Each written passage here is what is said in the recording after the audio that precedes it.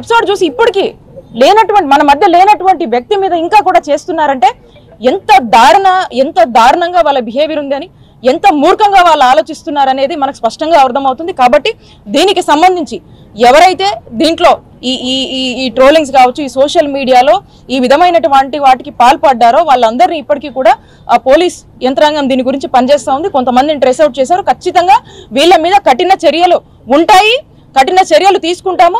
ముందు కూడా ఇట్లాంటి వాటికి ఎవరైనా డేర్ చేస్తే మాత్రం ఖచ్చితంగా వాళ్ళందరికీ కూడా వార్నింగ్ ఇస్తా ఉన్నాము. ఇలాంటివి కనుక ఎవరైనా రిపీట్ చేస్తే ఖచ్చితంగా ఇక మీ కౌంట్ డౌన్ మొదలైనట్టే.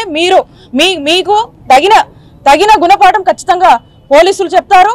అండ్ ఖచ్చితంగా మేమందరం కూడా వదలము. ఇలా ఎవరైనా ఒడిగట్టాలని కనుక ముందడుగేస్తే కనుక ఖచ్చితంగా మీరు కఠిన శిక్షలు ఖచ్చితంగా అనుభవిస్తారని చెప్పి మీ అందరికీ కూడా హెచ్చరిస్తూ, ఈ ఎపిసోడ్ చూసి ఇప్పటికీ మన మధ్య లేనటువంటి వ్యక్తి మీద ఇంకా కూడా చేస్తున్నారంటే ఎంత దారుణంగా వాళ్ళ బిహేవియర్ ఉందని, ఎంత మూర్ఖంగా వాళ్ళు ఆలోచిస్తున్నారనేది మనకు స్పష్టంగా అర్థమవుతుంది. కాబట్టి దీనికి సంబంధించి ఎవరైతే దీంట్లో ఈ ట్రోలింగ్స్ కావచ్చు, ఈ సోషల్ మీడియాలో ఈ విధమైనటువంటి వాటికి పాల్పడ్డారో వాళ్ళందరినీ ఇప్పటికీ కూడా పోలీస్ యంత్రాంగం దీని గురించి పనిచేస్తూ ఉంది. కొంతమందిని ట్రేస్ అవుట్ చేశారు. ఖచ్చితంగా వీళ్ళ మీద కఠిన చర్యలు ఉంటాయి, కఠిన చర్యలు తీసుకుంటాము.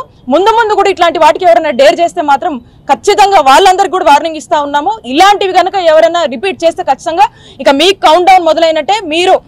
మీకు తగిన గుణపాఠం ఖచ్చితంగా పోలీసులు చెప్తారు.